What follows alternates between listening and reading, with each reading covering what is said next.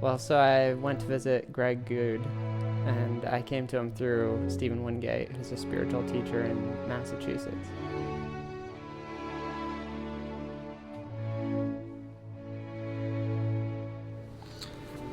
All right, I'm rolling here. All right. One of the exercises that he led me through was a self-inquiry exercise where you try to locate the self, try to find yourself.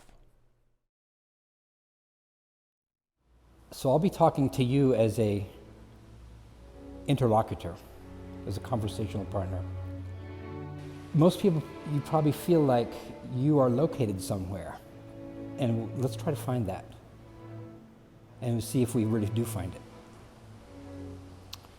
So let's say we'll play like a geometry game and draw an invisible plane. We'll start halving the body, cutting it in half, like conceptually.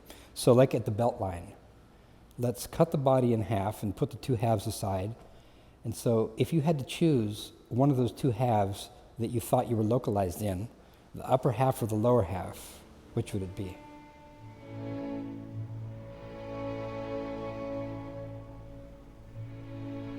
And answer this is like normal intuition, not like, oh, I can play the non-dual game, just like normally how it feels.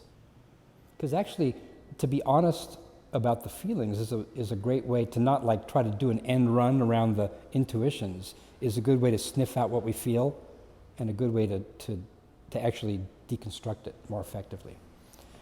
So then, let's take another cut at the line of the breast right there. So basically the upper torso and the belly. So you have to choose one side or the other where you feel that you're located.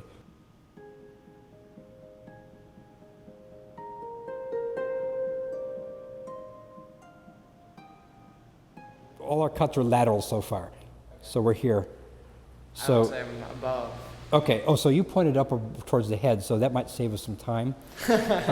Some people may feel like located in the heart, but you kind of gestured upwards. So can we save some time and make a cut at the neck?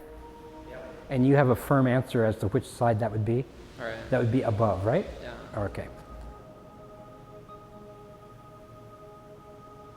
So then, let's make some cuts in the other direction. Let's make some cuts in this direction.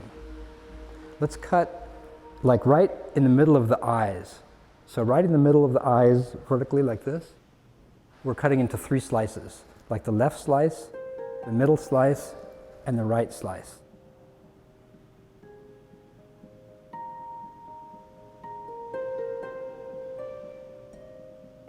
So now we have a middle slice like this. Now let's make some cuts the next dimension. Let's make one like right, like 1 inch behind the forehead, and make another one parallel to it. Like cut the head into thirds this way. So we have a front third, a center third, and a rear third.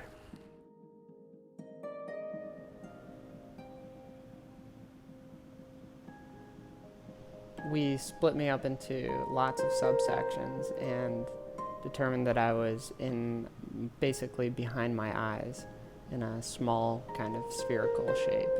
It was a sense of where I was.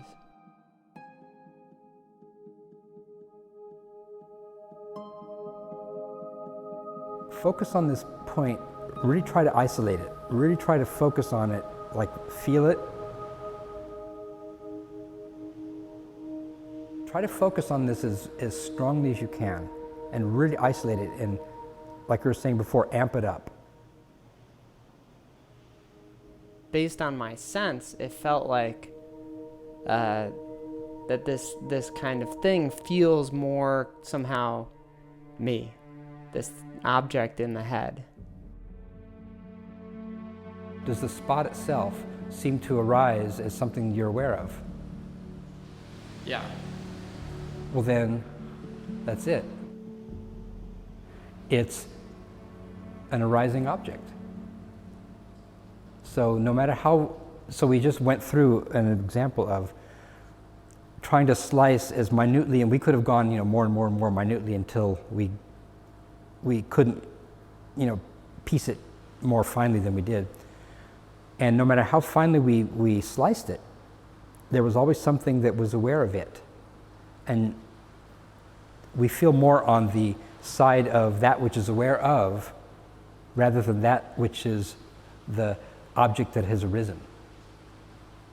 So we've just had an experience of the I as subject, the true I as a subject, and the sense of localization as another arising object. And that I that is the subject is the same I that seems to be there in deep sleep.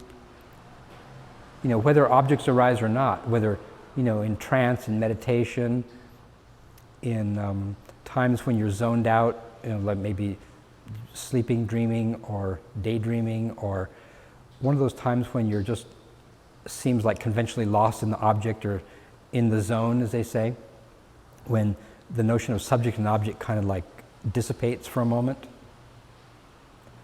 That same presence is uninterruptedly there all the time. It doesn't come and go. And since it's not an object, it can't come and go. Something has to have form in order to be able to appear and disappear. And that's you as formlessness is why you don't disappear. So he's zeroing me in on that, and then afterwards pointing out that who is zeroing in on that? I find that myself is not located in any particular point. The idea that I'm located in a particular point is something that comes and goes. So then I'm nowhere to be found. My thoughts, my emotions, my body, my feelings inside of my body, the people I see in front of me, all experiences I have come and gone, but the sense of being, it can't be found as an object. That's my true self.